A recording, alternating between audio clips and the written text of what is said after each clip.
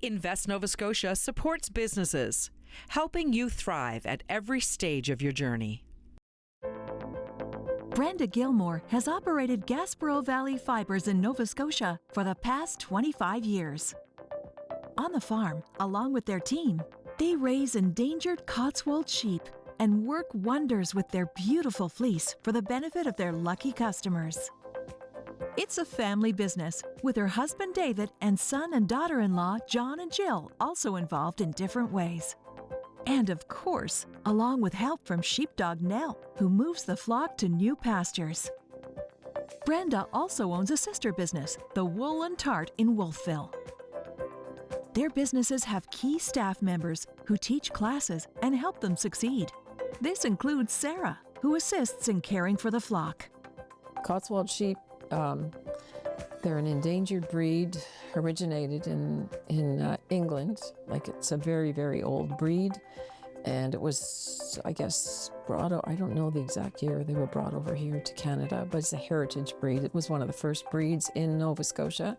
So they raised them at the Ross Farm Museum. It's a museum, for farming. So that's the breed they have there. They have beautiful, long, lustrous locks, which is pretty unique on sheep, but they are a dual-purpose sheep. They're known for they're very large. They have a large fleece compared to other sheep, and they're very docile. They're very, friendly, and they're very good mothers. They're not sheep that you can, like a Suffolk, where you can just feed them grain for 3 months and they're ready to go to market. Like, they grow slowly. Each morning in the winter months, hay from the barn is piled up in front of the sheep pens. The sheep reach their necks out of the fencing to feed, keeping hay out of their long, lustrous locks.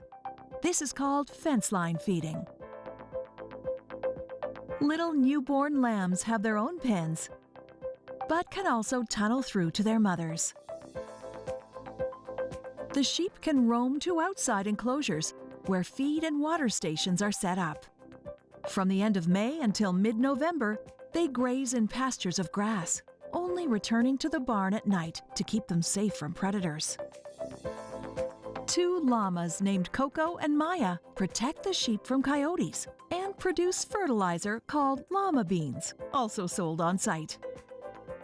These Cotswold sheep have just had their yearly shear.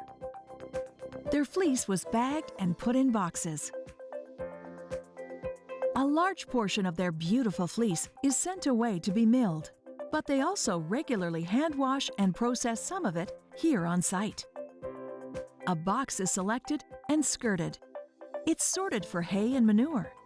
This process happens twice. Cotswold fleeces can be up to 10 pounds, as it's a wool breed. Skirted, the brown wool is bagged for hand washing and sent to the mill. Some lamb's wool is skirted next. Mats and burdocks are removed. Once finished, it's also bagged, boxed, and brought to the kitchen sink. Power scour and hot water are poured into a wash bin. Brenda starts separating the locks while adding them in. They're washed, soaked for 15 minutes, and rinsed several times until the water runs clear. Unless the natural color is wanted, dyeing the Cotswold locks happens next. Water is added to a pot that is placed on a stove. Citric acid and a weak acid dye powder is added. This simmers, and the clean lamb's wool is tossed in. The fabric soaks up all the dye over half an hour. Then clear water is poured out. The dyed emerald wool is added to another wash tub, where hot water rinses it until clear. Finally, it gets rolled up in a towel, dried, and sorted apart. From there, it dries further outside in good weather or on in-floor heating. To make a skein of yarn, a spinning wheel is used to put a twist in the wool by a process called drafting. Cotswold wool is great for spinning because of the long locks. Brenda takes them, opens them up, and the fibers rejoin what's currently being spun around the bobbin. A hook can be used to reattach wayward locks.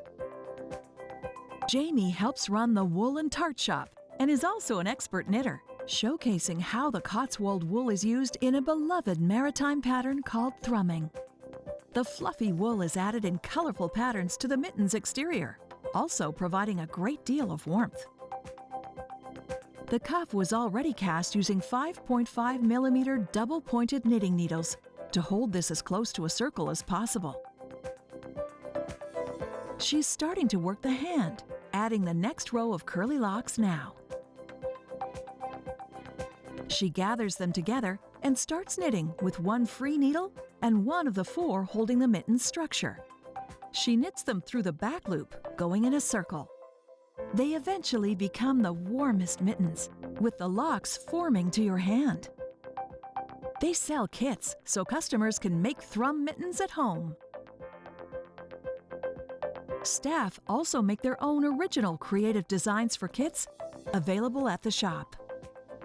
The Cotswold wool is often used in needle felting. Sarah created a kit to make miniature Cotswold sheep. First, the Cotswold wool is carded, combing it out and separating the locks while blending the fibers together. To needle felt, a barbed needle and foam sponge block are used. As the needle works the wool, it becomes smaller and denser to become cores for 3D creatures or needle-felted artwork. Further along, curly locks are added to finish this sweet lamb. The kit has everything needed to make this at home. This crocheted jellyfish kit, created by staff member Nina, uses the Cotswold locks to create tentacles. The high-quality heritage breed Cotswold fleece is used in so many ways in art and crafting, from rug hooking to weaving and felting.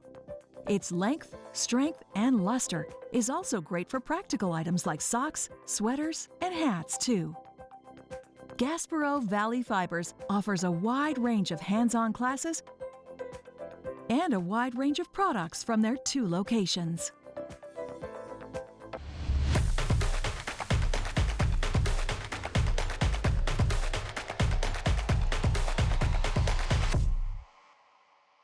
Invest Nova Scotia supports businesses, providing the tools and expertise you need to succeed.